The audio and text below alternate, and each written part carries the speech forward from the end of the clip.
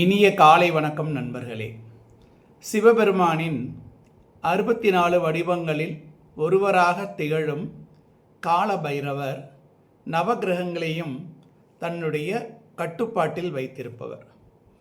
ஆதிசங்கரால் அருளப்பட்ட மிகவும் சக்தி வாய்ந்த ஸ்லோகங்களில் ஒன்றுதான் ஸ்ரீ கால பைரவ அஷ்டகம்.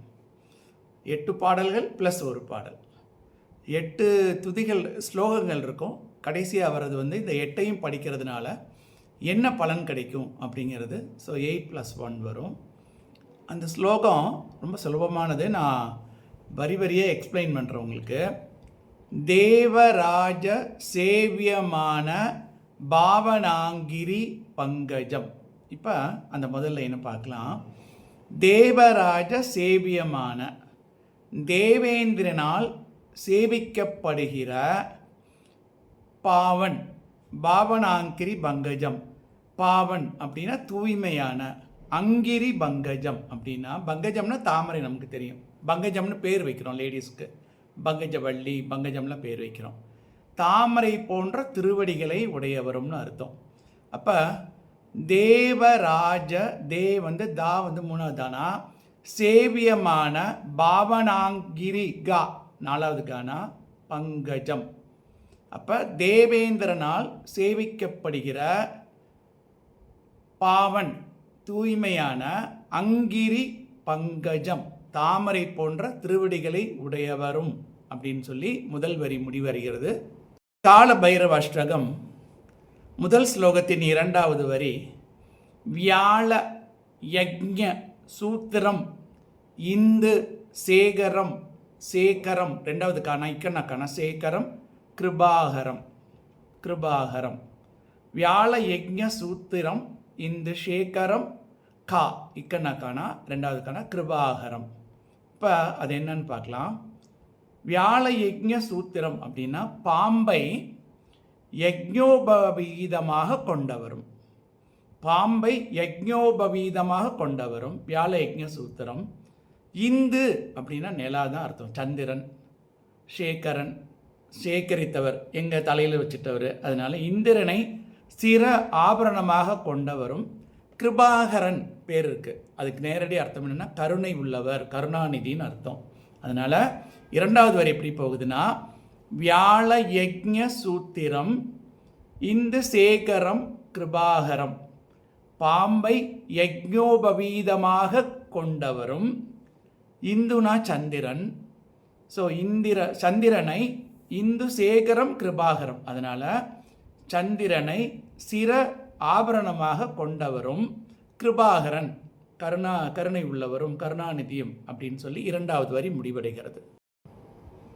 3வது வரி நாரதாதி யோகி பிருந்த வந்திதம் திகம்பரம்.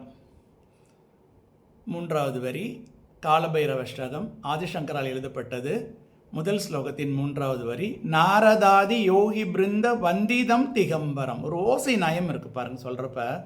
நாரதர் முதலான யோகிகளின் கூட்டத்தால் வணங்கப்பட்டவரும், திகம்பரம் திக்கு, அம்பரம் அம்பரம்னா ஆடை, திக்கு திசைகள், திசைகளையே ஆடைகளாய் உடையவரும் ஆன அப்படின்னு சொல்லி 3வது வரி முடிவடைகிறது.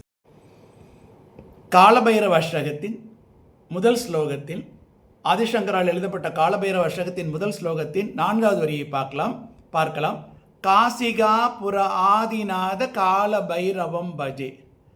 காசிகா புர ஆதி தா 4வது தானா, காசிகா புர ஆதி தா, ஆதி நாத்த த 2வது தானா, இத்தனை தானா, நாத்த கால பைரவர் பைரவம் பஜே, காசிகாபுர ஆதிநாத கால பைரவம் பஜே அப்படின்னு சொல்லி முடியுது. அதாவது காசிகாபுர ஆதிநாதன் நம்ம பிரிச்சுக்கணும். காசிகா புராதின்னு அங்கே இருக்கும், புராதின்னு படிச்சிடக்கூடாது, நல்லா இருக்காது, அர்த்தம் புரியாது. காசிகாபுர ஆதிநாதன் அதிபதி காலபைரவ், காசி மாநகரின் அதிபதியான காலபைரவரை பஜிக்கிறேன் அப்படின்னு சொல்லி ஆதிசங்கரர் முதல் ஸ்லோகத்தை முடிக்கிறாரு.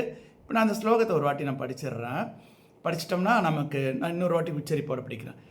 தேவராஜ சேவியமான பாவனாங்கிரி பங்கஜம் வியாழ யக்ஞ சூத்திரம் இந்து சேக்கரம் கிருபாகரம் நாரதாதி தா மூணாவது தா தி மூணு நான் அந்த ரெண்டு தாவும் மூணாவது நாரதாதி யோகிகா மூணாவது கானா பிருந்த வந்திதம் திகம்பரம் திகம்பரத்தில் தா கா பா எல்லாமே மூணாவது. ஸோ நாரதாதி யோகி பிருந்த வந்திதம் திகம்பரம் காசிகாபுர ஆதிநாத கால பைரவம் பஜே அப்படின்னு சொல்லி முதல் ஸ்லோகத்தை முடிக்கிறேன்.